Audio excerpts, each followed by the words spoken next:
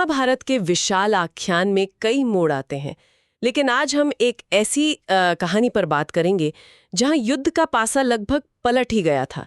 5 स्वर्ण बाणों की कहानी। हाँ, ये एक बहुत ही दिलचस्प वाकया है। हमारे स्रोत बताते हैं कि कैसे एक वचन, थोड़ी दूरदर्शिता और सही समय पर उठाया गया एक कदम मतलब कितना निर्णायक हो सकता है। बिल्कुल। तो चलिए कुरुक्षेत्र के मैदान में, जहां युद्ध चल रहा है जोरों पर और कौरवों के खेमे में थोड़ी कह सकते हैं बेचैनी है। हाँ बिल्कुल, युद्ध को कई दिन हो चुके हैं और दुर्योधन के मन में ना एक शक सा पनपने लगा है। शक?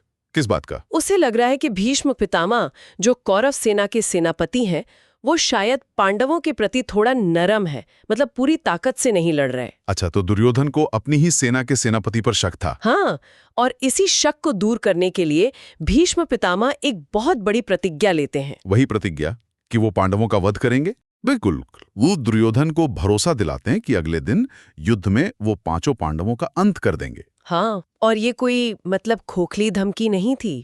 हाँ, इसके लिए उन्होंने तैयारी भी तो जबरदस्त की थी। वो 5 खास सोने के बाण तैयार किए थे जी। वो साधारण तीर नहीं थे, उन्हें विशेष मंत्रों से अभिमंत्रित किया गया था, अचूक, घातक। और उन्हें अगले दिन के लिए अलग रखा गया था, पांडवों पर अंतिम प्रहार के लिए। सही कहा।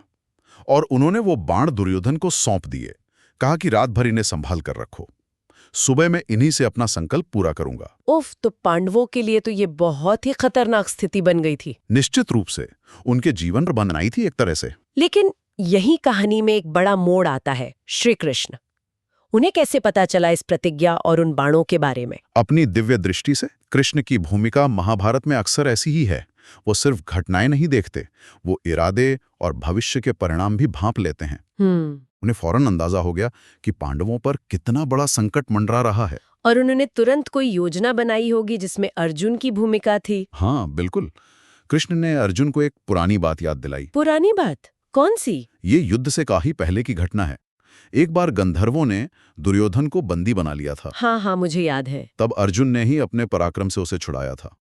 उस वक्त दुर्योधन ने खुश होकर अर्जुन को एक वचन दिया था। एक वरदान जैसा? हाँ, कि अर्जुन भविष्य में उससे कभी भी कुछ भी मांग सकता है और वो उसे जरूर पूरा करेगा। एक ऐसा वचन जिसे वो कभी नहीं तोड़ेगा। अच्छा, तो कृष्ण ने इसी वचन का इस्तेमाल करने की सोची। बिल्कुल, कृष्ण ने अर्जुन को उसी रात दुर्योधन के शिविर में जाने को कहा। रात में? दुश्मन के खेमे में? ये तो काफी जोखिम भरा काम था। जोखिम तो था, लेकिन कृष्ण की योजना यही थी। अर्जुन दुर्योधन के पास पहुंचे और उसे उसके वचन की याद दिलाई। और फिर? मांगा क्या? सीधे वही 5 बाण। हाँ, अर्जुन ने कहा, हे दुर्योधन, तुमने मुझे एक वरदान देने का वचन दिया था। आज मैं वो वरदान मांगता हूँ। मुझे वो 5 स्वर्ण बाण दे दो जो पितामह भीष्म ने तुम्हें सौंपे हैं। तब दुर्योधन की क्या हालत हुई होगी? एक तरफ पांडवों को खत्म करने का सुनहरा मौका, दूसरी तरफ अपना वचन। हाँ, यही तो इस कहानी का मतलब अहम मोड़ है। दुर्योधन के लिए एक धर्म संकट था। वो समझ गया था कि कृष्ण की चाल है। वो जानता था कि ये बाण पांडवों के लिए कितने खतरनाक हैं। लेकिन वचन दे चुका था। हाँ, और क्षत्रिय धर्म के अनुसार दिया गया वचन तोड़ना वो उसके लिए संभव नहीं था। वचन का मान रखना पड़ता था, चाहे नतीजा कुछ भी हो। रणनीति पर यहाँ धर्म भारी पड़ गया। तो उसे वो बाण देने ही पड़े। कोई और रास्ता ही नहीं था। उसने भारी मन से, जानते हुए कि वो क्या कर रहा है, वो 5 बाण अर्जुन को दे दिए। और अगली सुबह जब भीष्म पितामह युद्ध के लिए तैयार हुए। हाँ, सुबह भीष्म ने युद्ध शुरू होने से पहले दुर्योधन से वो बाण मांगे। तब दुर्योधन ने क्या कहा? दुर्योधन ने थोड़ी हिचकिचाहट के साथ पूरी बात बताई कि कैसे रात में अर्जुन आया था और अपने वरदान के बदले वो बाण ले गया। भीष्म पितामह ने क्या कहा? उन्हें गुस्सा आया होगा। नहीं, दिलचस्प बात यह है कि स्रोत बताते हैं वो मुस्कुराए। मुस्कुराए? हाँ, और उन्होंने कहा, लगता है भाग्य अभी पांडवों का अंत नहीं चाहता।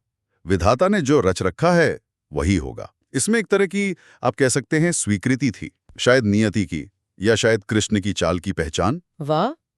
तो मतलब एक पुराना वचन, कृष्ण की वो अद्भुत दूरदर्शिता और रणनीति, और अर्जुन का सही समय पर दखल देना, इन सब ने मिलकर पांडवों को उस दिन निश्चित मौत से बचा लिया। बिल्कुल। ये वाकई दिखाता है कि महाभारत का युद्ध सिर्फ हथियारों का नहीं था। बुद्धि, धर्म, वचनबद्धता, ये सब कितने मायने रखते थे। आपने सही कहा। और ये घटना सिर्फ एक चालाकी भरी चाल से ज्यादा है। हमारे स्रोत इस तरफ भी इशारा करते हैं कि इन बाणों और इस पूरे प्रसंग के पीछे गहरे नैतिक और क्या कहते हैं, प्रतीकात्मक अर्थ भी छुपे हो सकते हैं।